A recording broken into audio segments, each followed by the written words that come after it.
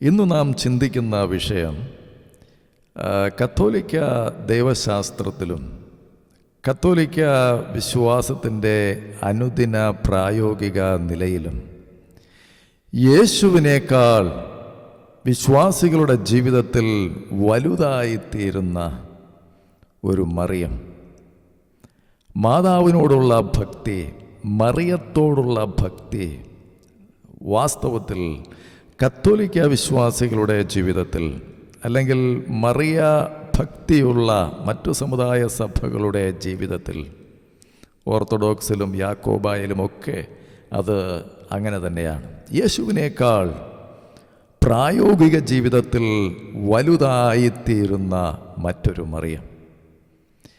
യേശുവിൻ്റെ തനതായ പ്രത്യേകതകളൊക്കെ ഈ മറിയത്തിനുമുണ്ട് എന്ന് വരുത്തി തീർക്കുവാനുള്ള വളരെ സംഘടിതമായ ഒരു ശ്രമം വളരെ വ്യക്തമായി നമുക്ക് അവിടെ കാണുവാൻ കഴിയും.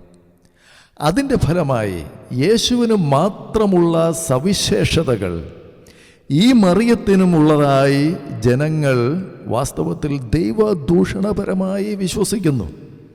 മറിയത്തെ യേശുവിനോടൊപ്പം എല്ലാ കാര്യത്തിലും തുല്യയാക്കണമെന്ന ദൈവദൂഷണപരമായ ദുരുദ്ദേശത്തോടെ രൂപപ്പെടുത്തിക്കൊണ്ടിരിക്കുന്ന പ്രബോധനങ്ങളെല്ലാം വാസ്തവത്തിൽ ദൈവവചന വിരുദ്ധമാണ്. ഉദാഹരണമായി, യേശു ജന്മപാപമില്ലാതെ പരിശുദ്ധാത്മാവിനാൽ കന്യകയിൽ നിന്ന് ജനിച്ചു എന്നും, യേശു നമ്മുടെ രക്ഷകനാണ് എന്നും, യേശു മരിച്ച് ഉയർത്തെഴുന്നേറ്റ് സ്വർഗത്തിലേക്ക് ആരോഹണം ചെയ്ത് സ്വർഗത്തിൽ രാജാവായിരിക്കുന്നു എന്നും, നമ്മുടെ ഏക മധ്യസ്ഥനും പ്രതീക്ഷയും എല്ലാം യേശു മാത്രമാണ് എന്നുള്ളതെല്ലാം ദൈവവചനത്തിൽ, ബൈബിളിൽ അധിഷ്ഠിതമായ ആഴമായ ദൈവവചന സത്യങ്ങളാണ്.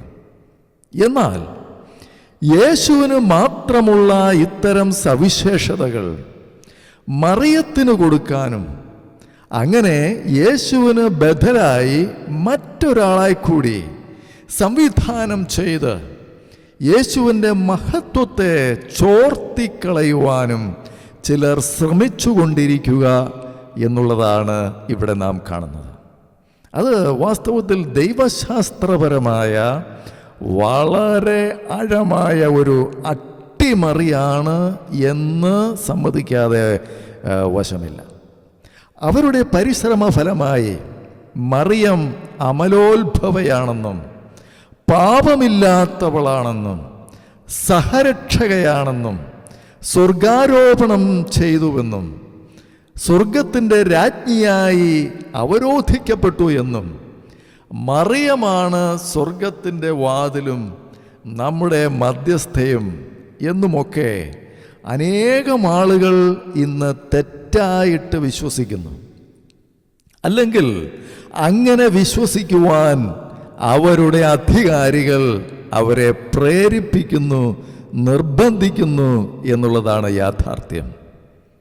ബൈബിളിൽ യേശുവിന് മാത്രമായി എടുത്തു പറഞ്ഞിട്ടുള്ള പ്രത്യേക അവകാശങ്ങളും അധികാരങ്ങളും പദവികളും റോമൻ കത്തോലിക്ക മതവും അതുപോലെ തന്നെ ഓർത്തഡോക്സ് യാക്കോബായ സമുദായ സഭകളും എല്ലാം ഈ മറിയത്തിന് കൊടുക്കുന്നതായിട്ട് നാം കാണുന്നു.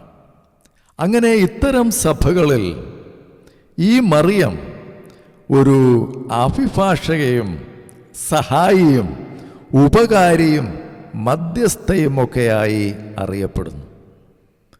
റോമൻ കത്തോലിക്ക മതം ഈ മറിയത്തിന് അമലോത്ഭവ, ദൈവമാതാവ്, നിത്യകന്യക, സഹരക്ഷക, സ്വർഗത്തിൻ്റെയും ഭൂമിയുടെയും രാജ്ഞി, സ്വർഗാരോഹിത, സകല കൃപകളുടെയും മധ്യസ്ഥ എന്നീ പദവികൾ കൊടുത്തുകൊണ്ടുള്ള പ്രബോധനങ്ങൾ വഴിയായിട്ട് യേശുവിനുള്ള മഹത്വം വാസ്തവത്തിൽ ചോർത്തിയെടുക്കുന്നു. അപ്പോൾ യേശുവിന് നാം കൊടുക്കേണ്ടതായിട്ടുള്ള മഹത്വവും ആരാധനയും ജനസമ്മിതിയുമെല്ലാം ജനങ്ങളുടെ ഹൃദയത്തിൽ നിന്നും ചോർത്തിയെടുത്ത് വേറൊരു വ്യക്തിത്വത്തിന്, വേറൊരു ബിംബത്തിന് കൊടുക്കുന്നതായി നാം മനസ്സിലാക്കുന്നു. റോമൻ കത്തോലിക്ക മതക്കാർ തങ്ങളുടെ പ്രായോഗിക ആത്മീയ ജീവിതത്തിൽ ക്രിസ്തുവിന് കൊടുക്കുന്നതിനേക്കാൾ കൂടുതൽ സ്ഥാനം ഈ മറിയത്തിന് കൊടുക്കുന്നത് ഇതിനുള്ള തെളിവാണ്. ഇത് വളരെ കുടിലമായ ഒരു തരം വിഗ്രഹാരാധനയുടെ സാക്ഷാത്കാരമാണ് എന്നാണ് നാം മനസ്സിലാക്കുന്നത്. ഈ കത്തോലിക്ക മറിയത്തിൻ്റെ മഹത്വത്തിനായി കത്തോലിക്ക സഭ അനേകം പ്രതിമകളും പുണ്യ സങ്കേതങ്ങളും പള്ളികളും കത്തീഡ്രലുകളും ബസിലിക്കകളും പണി കഴിപ്പിക്കുകയും അവളോട് പ്രാർത്ഥിക്കുവാനും അവൾക്ക് സ്തുതി ചെയ്യുവാനും ജനങ്ങളെ പ്രേരിപ്പിക്കുകയും ചെയ്യുന്നു. ഈ റോമൻ കത്തോലിക്ക മതം, അതുപോലെ തന്നെ മറ്റു ചില സമുദായ സഭകളും ഈ മറിയത്തിന് കൊടുക്കുന്ന വിശേഷണങ്ങൾ ബൈബിൾ യേശുവിന് കൊടുക്കുന്ന വിശേഷണങ്ങളോട് സമാന്തരമാണ്. ഉദാഹരണമായി, ഞങ്ങളുടെ സന്തോഷത്തിൻ്റെ കാരണം, ഉഷകാല നക്ഷത്രം, സ്വർഗത്തിൻ്റെ വാതിൽ, പാപികളുടെ സങ്കേതം, നിത്യസഹായ കേന്ദ്രം, അങ്ങനെ പരിശുദ്ധാത്മാവ് മഹത്വപ്പെടുത്താൻ ആഗ്രഹിക്കുന്ന ഏക വ്യക്തിയായ യേശുക്രിസ്തുവിനെ മഹത്വപ്പെടുത്തുന്നതിന് പകരം മറ്റു പലരെയും മഹത്വപ്പെടുത്തിക്കൊണ്ടിരിക്കുന്ന ഈ ആത്മാവ് ദൈവാത്മാവല്ല എന്ന് വളരെ വ്യക്തമാണ്. പലപ്പോഴും ഈ ആധുനിക മറിയത്തിൻ്റെ വ്യക്തിത്വം യേശുവിൻ്റെ വ്യക്തിത്വത്തെക്കാൾ ആകർഷണീയമായി ചിത്രീകരിക്കപ്പെടുന്നു എന്നുള്ളതാണ് പരിതാപകരമായ കാര്യം. എല്ലാത്തിലും ഏറ്റവും ഉന്നതനും ശ്രേഷ്ഠനും അഭികാമ്യനുമായ യേശുക്രിസ്തുവിന് മാത്രം അവകാശപ്പെടാവുന്ന സവിശേഷതകൾ യേശുവിന് കൊടുക്കാതെ മറിയത്തിന് കൊടുത്ത് മറിയത്തെ യേശുവിനോടൊപ്പം വലുതാക്കി കാണിക്കുവാനുള്ള ദൈവദൂഷണപരമായ ശ്രമം നടക്കുന്നു എന്നത് തർക്കമറ്റ വസ്തുതയാണ്. തൻ്റെ അനന്തമായ സ്നേഹവും കരുണയും നിമിത്തം നമുക്കായി മരിക്കുകയും ഉയിർത്തെഴുന്നേൽക്കുകയും സ്വർഗസ്ഥനായ പിതാവിൻ്റെ വലതുഭാഗത്തിരുന്ന് നമുക്കായി മാധ്യസ്ഥം വഹിക്കുകയും ചെയ്യുന്ന യേശുവിനെ നാം വേണ്ടത്ര അറിയുകയും സ്നേഹിക്കുകയും ചെയ്യാതിരിക്കുന്നതിന് വേണ്ടിയാണ് ഇത്തരം നുണ നിറഞ്ഞ തന്ത്രപരമായ സാഹചര്യങ്ങൾ, അന്ധകാര ശക്തികൾ സാധാരണ വിശ്വാസികളുടെ ജീവിതത്തിലേക്ക് സംവിധാനം ചെയ്യുന്നത് എന്ന് നാം മനസ്സിലാക്കണം. യേശുവിനെ പലപ്പോഴും നിസ്സഹായനായ പുൽക്കൂട്ടിലെ ശിശുവായോ കുരിശിൽ മരിച്ചു കിടക്കുന്നതായോ കഠിനഹൃദയനായ വിധികർത്താവായോ ഒക്കെ ചിത്രീകരിക്കുകയാണ് ചെയ്യുന്നത്. അതിൻ്റെ ഫലമായി യേശുവിനെ പറ്റി ചിന്തിക്കുമ്പോൾ ഒന്നുകിൽ ആളുകൾക്ക് സഹതാപം തോന്നും, അല്ലെങ്കിൽ പേടി തോന്നും. അങ്ങനെ ജനങ്ങളുടെ അനുദിന ജീവിത പ്രശ്നങ്ങളെ നേരിടുവാൻ യേശുവിന് കാര്യമായിട്ട് ഒന്നും ചെയ്യുവാൻ കഴിവില്ല എന്നുള്ള അസത്യമായ ഒരു അഭിപ്രായം ഉണ്ടാകുന്ന രീതിയിലാണ് ഇവർ ഇത്തരം സഭകളിൽ യേശുവിനെ ചിത്രീകരിച്ചു കൊണ്ടിരിക്കുന്നത് എന്ന് നാം മനസ്സിലാക്കണം. ഇത് സർവശക്തനായ ദൈവത്തിൻ്റെ പ്രത്യക്ഷതയായ ദൈവപുത്രനായ യേശു ക്രിസ്തുവിനെ അധിക്ഷേപിക്കുന്ന പ്രവൃത്തിയാണ് എന്ന് വ്യക്തമാണ്. കാരണം അവർ ദൈവപുത്രനെ സ്വമനസ അധിക്ഷേപിക്കുകയും വീണ്ടും കുരിശിൽ തറയ്ക്കുകയും ചെയ്തു എന്ന് എബ്രായ ലേഖനം 6-ാം അധ്യായത്തിൽ നാം വായിക്കുന്നുണ്ട്. അപ്പോൾ ചെയ്യേണ്ടത് ചെയ്യാതെയും ചെയ്യേണ്ടാത്തത് ചെയ്തും യേശുവിനെ ഒതുക്കി ചെറുതാക്കി കളയുന്നു. അങ്ങനെ മറിയത്തെ വളർത്തി വലുതാക്കുന്നു ജനഹൃദയങ്ങളിൽ. ചില സഭകളിൽ ജനങ്ങളുടെ ഏറ്റവും അധികം പ്രാർത്ഥന പിടിച്ചു പറ്റുന്ന ആളായി മറിയത്തെ വളർത്തിയെടുത്തിരിക്കുന്നു. ബൈബിളിൽ മറിയത്തെ പറ്റി പറഞ്ഞിട്ടില്ലാത്തതും ദൈവിക നിയമങ്ങൾക്ക് വിരുദ്ധവുമായ അനേകം കാര്യങ്ങൾ ജനങ്ങളുടെ ആരാധനാ സമ്പ്രദായത്തിൻ്റെ ഭാഗമാക്കി തീർത്തുകൊണ്ടാണ് അവർ ഇത് സാധിച്ചെടുത്തിരിക്കുന്നത്. അതേസമയം തന്നെ യേശുവിനെ പറ്റി ബൈബിളിൽ ഊന്നിപ്പറഞ്ഞിരിക്കുന്ന സത്യങ്ങൾ ജനജീവിതത്തിൻ്റെ കേന്ദ്രബിന്ദു ആകാതിരിക്കാൻ വേണ്ടി പലവിധമായ പാരമ്പര്യങ്ങൾ നിർമ്മിച്ചുകൊണ്ട് ബദൽ സംവിധാനങ്ങൾ ഉണ്ടാക്കിയെടുക്കുകയാണ് അവർ ചെയ്യുന്നത്. ചുരുക്കത്തിൽ യേശുവിനെ അധികം അടുപ്പിക്കാതെ മാറ്റി നിർത്തിയിരിക്കുകയാണ്. മനുഷ്യന്റെ നിത്യരക്ഷ എന്ന പരമപ്രധാനമായ കാര്യത്തിന് വേണ്ടത്ര പ്രാധാന്യം കൊടുക്കാതെ ഭൗതിക നേട്ടങ്ങൾക്കും സ്വാർത്ഥ ലാഭങ്ങൾക്കും ഉദ്ദിഷ്ടകാര്യ സാധ്യങ്ങൾക്കുമായി മറിയത്തെ പ്രസിദ്ധപ്പെടുത്തി ഒരു കച്ചവടം ചെയ്യുന്നു. മറിയത്തെ ദൈവത്തിനും മനുഷ്യർക്കും മധ്യസ്ഥം വഹിക്കാൻ കഴിയുന്ന പ്രഥമ വ്യക്തിയാണെന്നും മറിയത്തിൽ കൂടിയുള്ള പ്രാർത്ഥനകൾക്കാണ് കൂടുതൽ ശക്തിയും ഫലദായകത്വവും എന്നുമൊക്കെയുള്ള ചിന്താഗതികൾ രൂപപ്പെടുത്തി എടുത്തിട്ടുണ്ട്. ഇതിൻ്റെ എല്ലാം ഭാഗമായി മറിയത്തിൻ്റേതെന്ന് അവകാശപ്പെടുന്ന അത്ഭുതങ്ങളും പ്രത്യക്ഷതകളും പ്രസിദ്ധപ്പെടുത്തുക, മറിയത്തിൻ്റെ രൂപങ്ങളും മറിയത്തിൻ്റേതെന്ന് അവകാശപ്പെടുന്ന ഭൗതിക അവശിഷ്ടങ്ങളും വാങ്ങുക, വണങ്ങുക, തീർത്ഥാടനങ്ങൾ നടത്തുക എന്നിങ്ങനെ അനേകം ഭക്താഭ്യാസങ്ങൾ അവർ നടത്തിക്കൊണ്ടിരിക്കുകയാണ് ചെയ്യുന്നത്. അങ്ങനെ ഈ വിശ്വാസികൾ മറിയ ഭക്തരായി തീരുകയും ആ മറിയ ഭക്തർ യേശുവിനെ പോലെ ആയിത്തീരുന്നതിന് പകരം മറിയത്തെ പോലെ ആയിത്തീരുന്ന ഒരു സാഹചര്യം മനഃപൂർവമായി അവർ സംവിധാനം ചെയ്യുന്നു.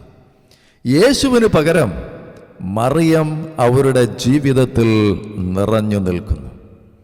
ഒരുപക്ഷെ അവർ ഈ യാഥാർത്ഥ്യം അംഗീകരിക്കുവാൻ തയ്യാറല്ലായിരിക്കാം. ഒരുപക്ഷെ യേശുവിന് തന്നെ പ്രഥമ സ്ഥാനം കൊടുക്കണമെന്നായിരിക്കാം അവരുടെ ആഗ്രഹം.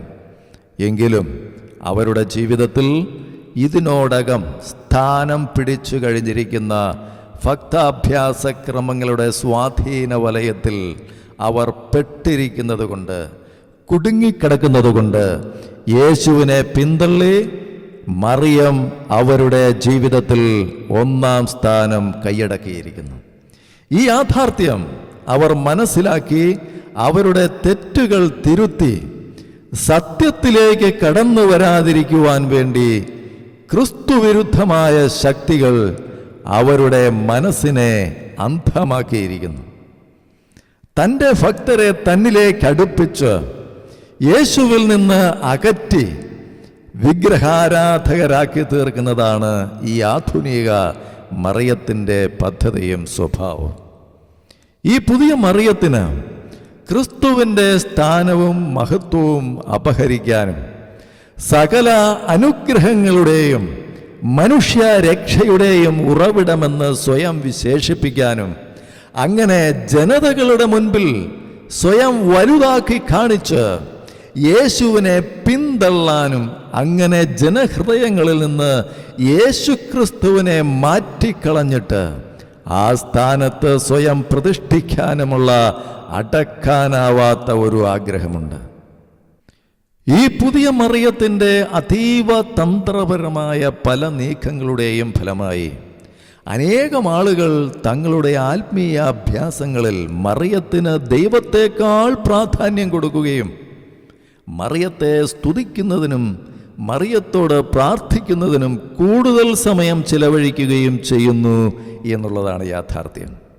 ജപമാലയിൽ മറിയത്തോട് 10 പ്രാവശ്യം പ്രാർത്ഥിക്കുമ്പോൾ 1 പ്രാവശ്യം മാത്രമേ ദൈവത്തോട് പ്രാർത്ഥിക്കുന്നുള്ളൂ. അങ്ങനെ ഇത്തരക്കാർ ദൈവം മാത്രമാണ് ആരാധനയ്ക്കും സ്തുതിക്കും യോഗ്യൻ എന്ന അടിസ്ഥാന സത്യം അംഗീകരിക്കാതെ ഒരു സൃഷ്ടിയായ മറിയത്തെ ആരാധിക്കുകയും സ്തുതിക്കുകയും മറിയത്തോട് പ്രാർത്ഥിക്കുകയും ചെയ്യുന്നതിലൂടെ അറിഞ്ഞോ അറിയാതെയോ അവർ വിഗ്രഹാരാധകരായി തീരുകയാണ് ചെയ്യുന്നത്. വാസ്തവത്തിൽ വിഗ്രഹാരാധനയിൽ ആരാധന സ്വീകരിക്കുന്നത് സാത്താനാണ്. അതുകൊണ്ട് വിഗ്രഹാരാധകർ സാത്താനെ ആരാധിക്കുന്നതാണ്. അതുകൊണ്ട് നാം വളരെ ശ്രദ്ധയോടെ മനസ്സിലാക്കേണ്ട കാര്യം, നമുക്ക് വേണ്ടി കാൽവരി ക്രൂശിൽ ജീവൻ വച്ച യേശുക്രിസ്തുവിനെ രണ്ടാം സ്ഥാനത്തേക്ക് തള്ളിക്കളയുന്ന ഏതോ ഒരു ആത്മീയ ശക്തിയെയും നാം വളരെ ശ്രദ്ധയോടെ അകറ്റി നിർത്തേണ്ടതാണ്. അല്ലെങ്കിൽ നമ്മുടെ നിത്യജീവൻ അപകടത്തിലാണ് എന്നുള്ളത് മനസ്സിലാക്കുക.